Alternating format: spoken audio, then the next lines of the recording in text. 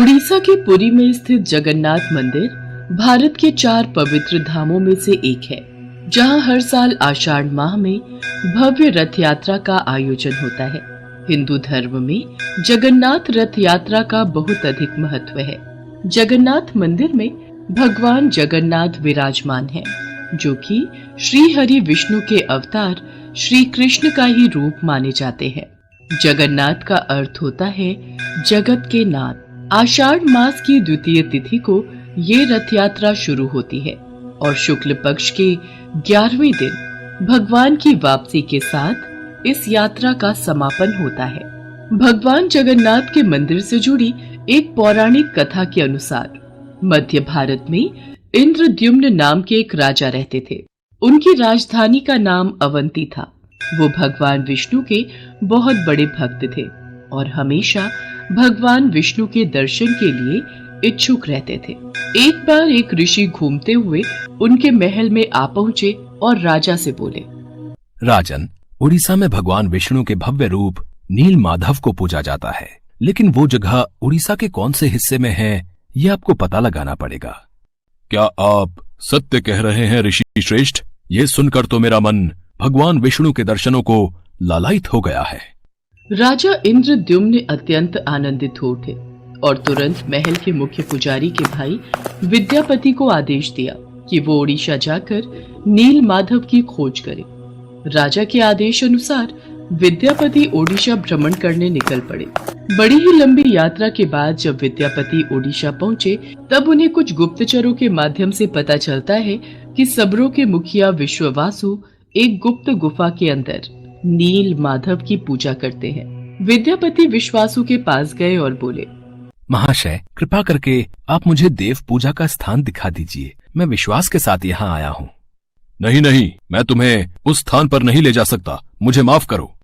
अब मैं क्या करूं? यदि ऐसे ही वापस गया तो महाराज को क्या जवाब दूंगा? मुझे कोई और रास्ता ढूंढना होगा। विद्यापति उसी गांव में रुक गया। कुछ ही दिनों में विद्यापति को विश्ववासु की बेटी ललिता से प्यार हो गया और दोनों ने शादी भी कर ली। शादी के कुछ दिन बाद विद्यापति ने अपनी पत्नी से कहा, ललिता, सुनो, क्या तुम नील माधव की सिर्फ एक झलक दिखाने के लिए अपने पिता से कह सकती हो? तुम्हारे पिता तुम्हारी बात नहीं टालेंगे। ठीक है, पिताजी को आने दो, मैं बात कर लूंगी। ललिता अपने पिता से बात करती है। ठीक है, पर मेरी एक शर्त है। विद्यापति मेरे साथ आंखों पर पट्टी बांध कर जाएगा। विद्यापति शर्त मान लेता है, पर वो बड़ी ही चालाकी से अपने साथ कुछ सरसों के दाने ले जाता है और गुप्त गुफा तक पहुंचने के रास्ते को याद रखने के लिए रास्ते में सरसों के दाने गिराते हुए जाता है। गुप्त गुफा में पहुंचने के बाद जब विद्यापति ने नील माधव की दिव्य छवि को देखा, तब वो उन्हें देखता ही रह गया। गुप्त गुफा से लौटकर विद्यापति ने राजा इंद्रद्युम्न को सब कुछ बताया। तब राजा इंद्रद्युम्न भी अपने प्यारे भगवान के दर्शन के लिए तुरंत निकल पड़े। लेकिन जब राजा इंद्रद्युम्न विद्यापति के साथ गुप्त गुफा में पहुंचे, तब उन्हें वहां कुछ नहीं दिखा। नील माधव अंतर्धान हो चुके थे। यहाँ पर तो कुछ भी नहीं है। प्रभु कहाँ गए? महाराज, मैंने यही उनके दर्शन किए थे, पर अब वो यहाँ से अंतर्ध्यान हो गए हैं। राजा इंद्रद्युम्न निराश होकर महल में लौट आए। उसी रात उनके सपने में भगवान विष्णु आए और बोले, राजन, तुम पुरी के समुद्र तट पर जाओ।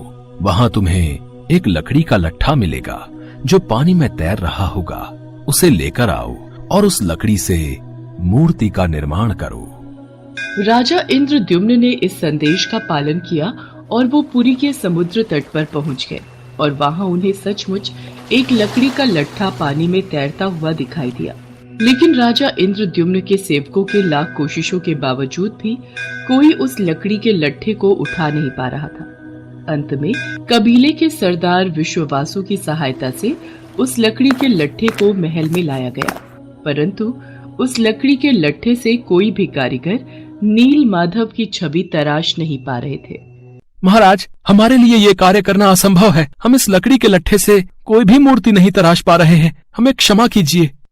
जब इस काम को करना नामुमकिन हो गया, तब भगवान विष्णु ने फिर से राजा के सपने में दर्शन दिए और कहा, राजन, तुम देवताओं के शिल्पकार विश्वकर्मा की आराधना करो।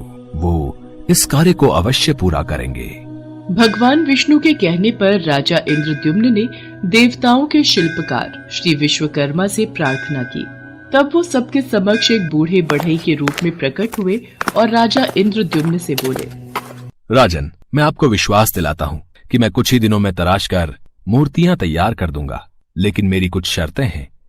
जी प्रभु बोलिए, मुझे आपकी सारी शर्तें मंजूर हैं। मैं भगवान श्री विष्णु की मूर्ति को 21 दिनों में बनाकर तैयार कर दूंगा, पर मैं ये कार्य अकेले में एक बंद कक्ष में रहकर करूंगा। अगर किसी ने भी मेरा कार्य पूरा होने से पहले कक्ष के द्वार को खोला तो मैं कार्य को अधूरा छोड़कर चला जाऊंगा। मुझे आपकी सारी शर्तें मंजूर हैं।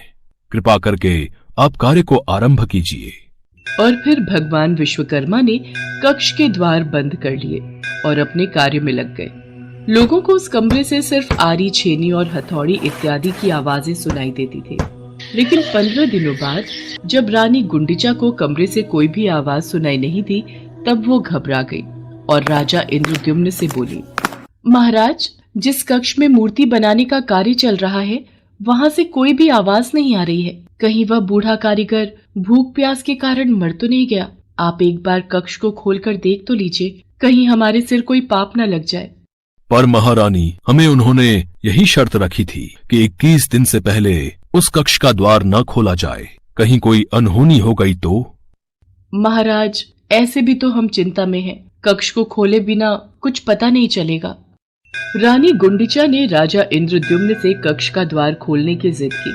आखिर में कक्ष के द्वार को खोला गया और राजा इंद्रद्युम्न के ऐसा करते ही वो बूढ़ा कारीगर बने भगवान विश्वकर्मा गायब हो गए और अपने पीछे आधी बनी 3 मूर्ति छोड़ गए। राजा इंद्रद्युम्न को इस बात से बहुत दुख पहुंचता है कि उन्होंने विश्वकर्मा की बात को नहीं माना और शर्त के नियम तोड़ दिए। इसी कारण प्रभु जगन्नाथ के हाथ और पांव आधे बने हुए हैं। राजा इंद्रद्युम्न ने उसी रूप में उन मूर्तियों की स्थापना की जो आज जगन्नाथ मंदिर के नाम से प्रसिद्ध है, जहां श्री कृष्ण भगवान जगन्नाथ के रूप में बड़े भाई बलराम और छोटी बहन सुभद्रा के साथ विराजमान है। प्रभु जगन्नाथ को भी बुखार होता है, उनको भी दवाई दी जाती है। कभी कभी वो ठीक हो जाते हैं, पर कभी कभी नहीं। उनका पुनर्जन्म होता है जिसे नव कलेवर कहा जाता है, जो हर 8 साल, 12 साल और 19 साल में एक बार होता है। इन दिनों